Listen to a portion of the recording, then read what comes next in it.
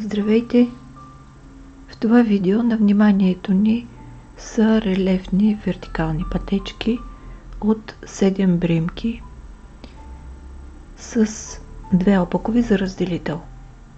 Само с 4 реда получаваме луксозна и универсална плетка с красива нежна текстура.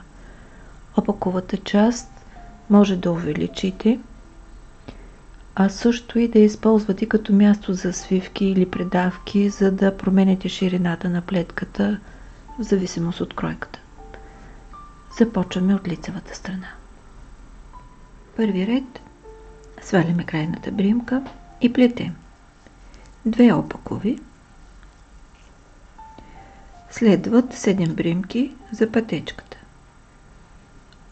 Първите 3 от тях изплитаме нови 3 последния начин. Обръщаме първите 2, като им смениме местата. Влизаме в 3 с дясната кука и изваждаме една лицева, наметка, още една лицева.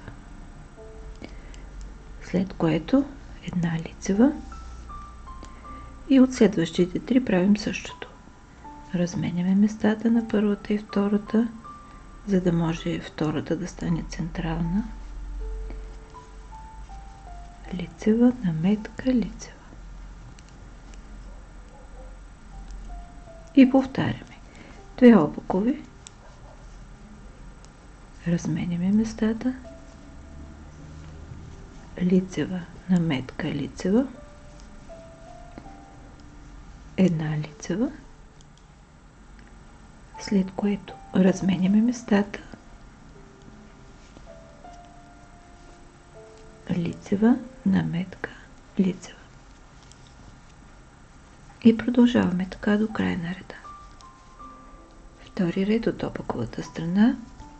Тук повтаряме бримките от предходния ред. Където е лицева бримка, плетем лицева. Където е опакова, плетем опакова.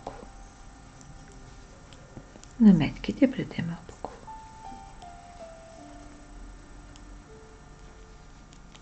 Трети ред от лицевата страна. 2 опакови за разделител. Следва пътечката, където в първия ред правихме 2 фигури. Сега плетем лицево 2 и от средните 3 правим тази фигурка. От 3 бримки правим 3. Обръщаме първите 2 и плетем лицева, наметка, лицева, след което 2 лицеви.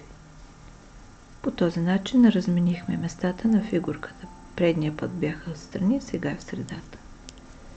2 опакови, 2 лицеви, размяна на първите 2 бримки, лицева, наметка, лицева, 2 лицеви. И плетем така до края на реда. Четвърти последен ред от опаковата страна, като във втори ред повтаряме бримките от предходния ред. 2 лицеви, 7 опакови.